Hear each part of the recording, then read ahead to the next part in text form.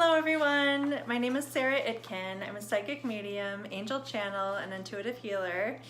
And today I wanted to continue the conversation that I started with my last video when I talked about coming forward as an intuitive and how difficult that can be for those of you who are coming into your intuitive gifts and want to share it but are afraid. And I think this talk can also pertain to people who are just afraid to show their true authentic selves to the world, because it can feel really scary, you know, being judged for being different and all that is can be a very scary thing. So last time I talked about how I was really scared because I was afraid people were going to think that I was weird coming out as an intuitive person. And another thing that makes me very nervous is that I worry about whether or not people think I'm, you know, a fraud, or people think psychics are weird, all that. And so it was just perfect because the last video I did, I had this guy that I knew in high school in mind, and I just had a feeling that the way we view the world is very different.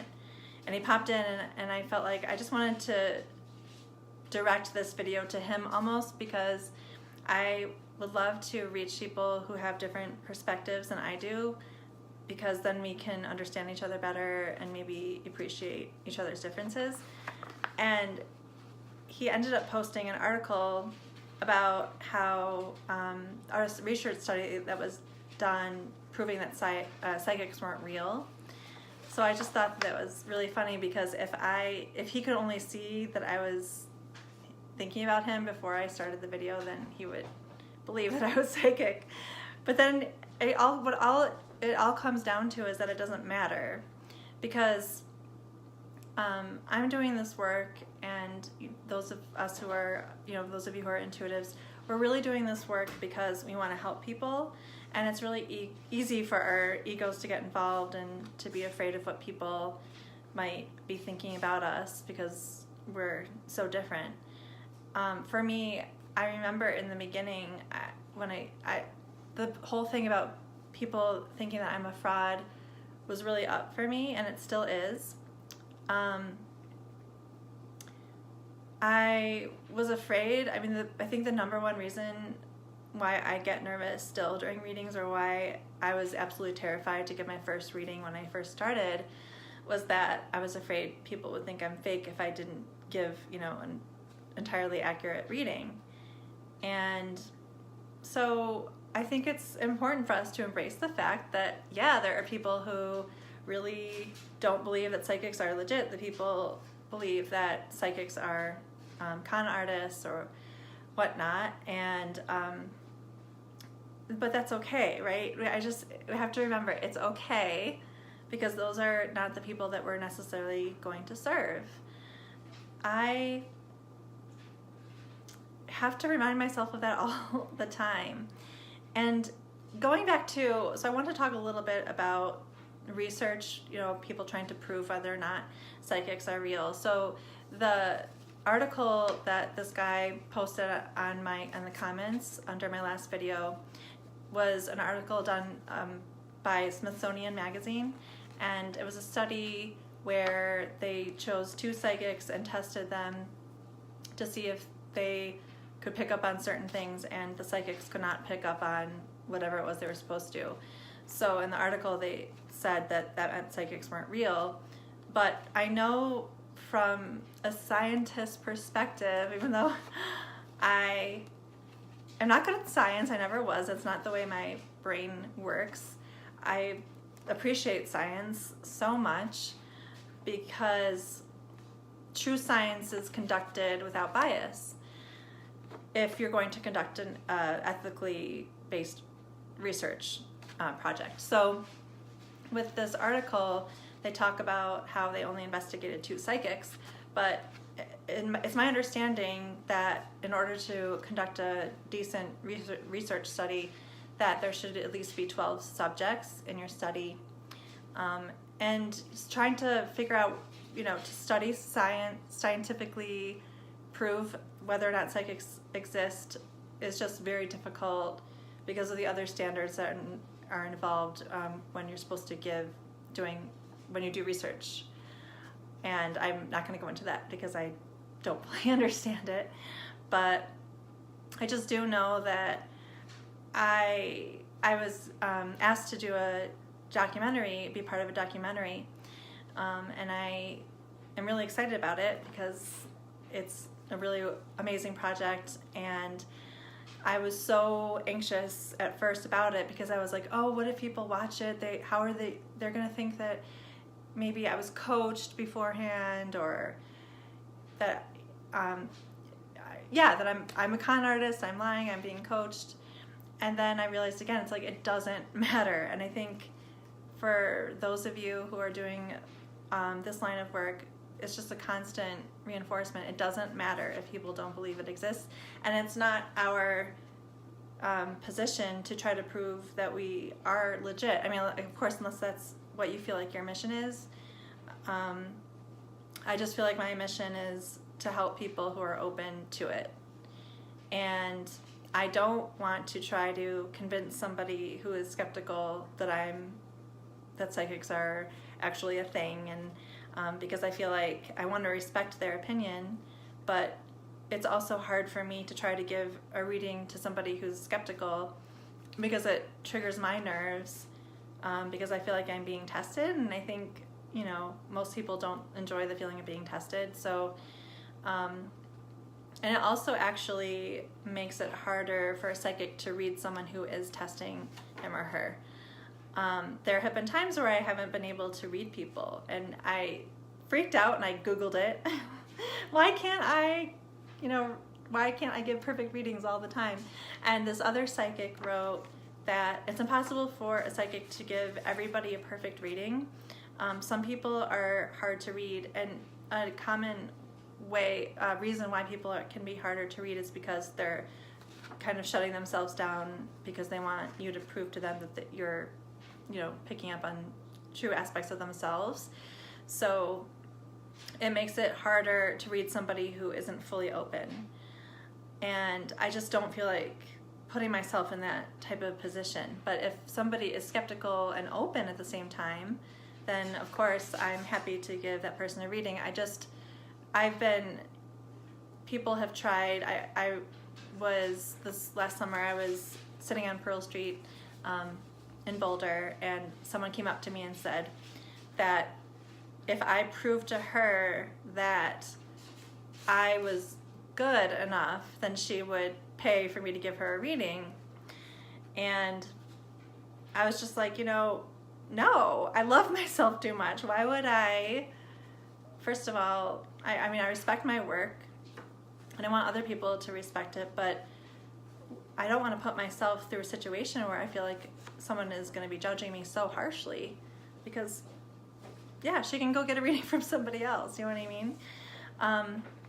So I hope that helps. I think, again, for those of you who are just starting out, giving a reading can be terrifying at first. I think most people have had that experience.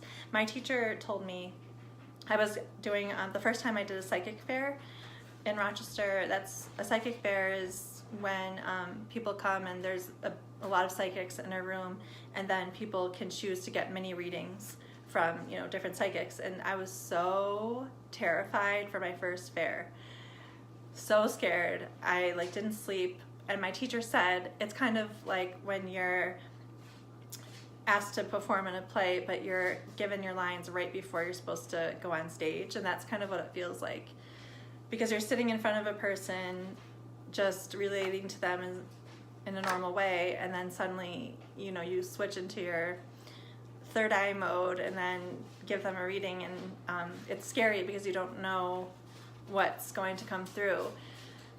And I think it would be, so what was helpful for me was when I started, I was just giving practice readings, and just for friends, I didn't charge very much because not charging helped it feel, I don't know, less nerve, like there was less at stake, like I was less nervous.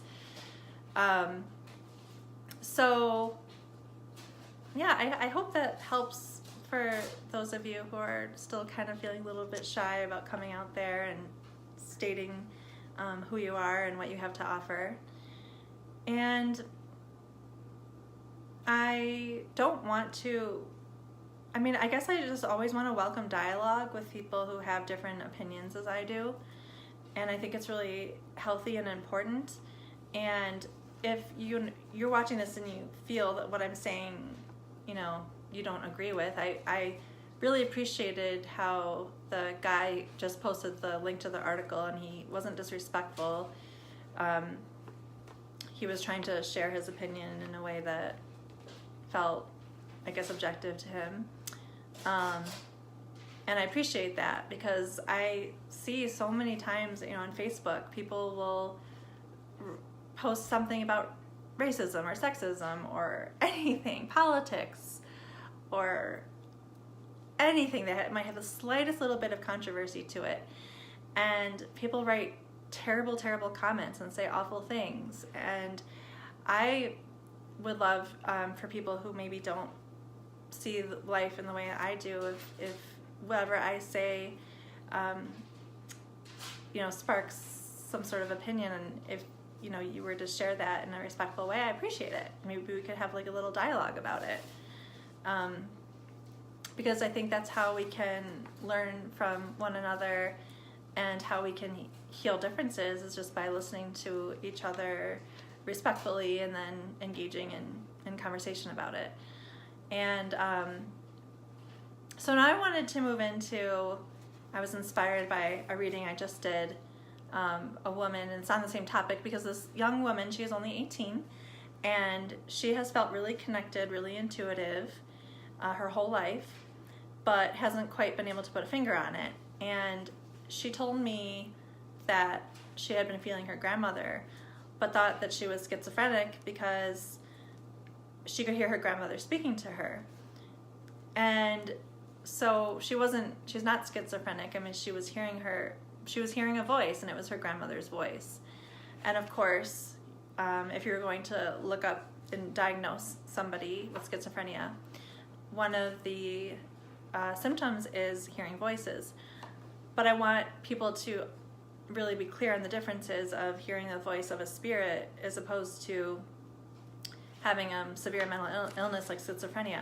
So if you're hearing a voice that's telling you to kill yourself or kill somebody else, or the voice sounds really mean and scary, and it's telling you to do bad things or that you're a bad person, you're not connecting to a spirit.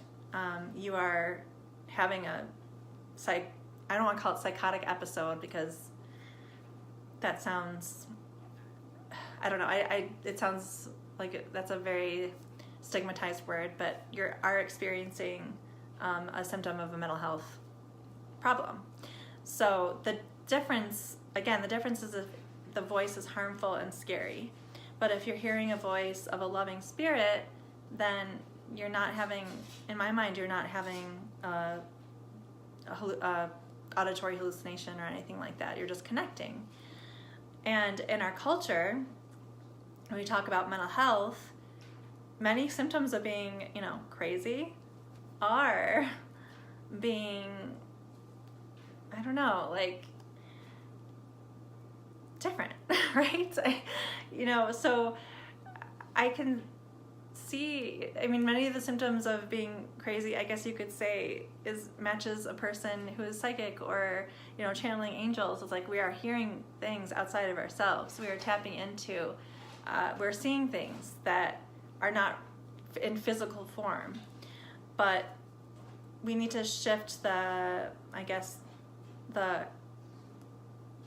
dynamic of how we view mental illness, and then how that can kind of, make us think more negatively about people who are connecting with their sixth sense.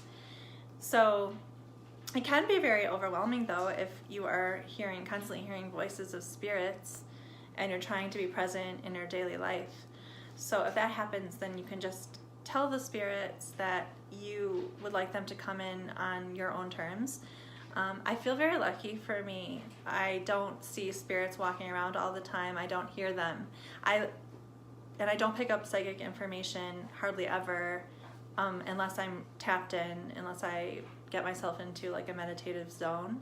But there are many people who starting from when they're little, they see ghosts or they see spirits constantly. They have no filter. They receive psychic information all the time, and they can't shut it off, and that's very overwhelming. So if you're having that experience, I was taught really just to ask. It was simple. I was having a lot of psychic dreams that were intense, and I did dream about terrible things that ended up coming into fruition, and that's what led me to get a teacher, because I felt like I needed to learn how to control my abilities.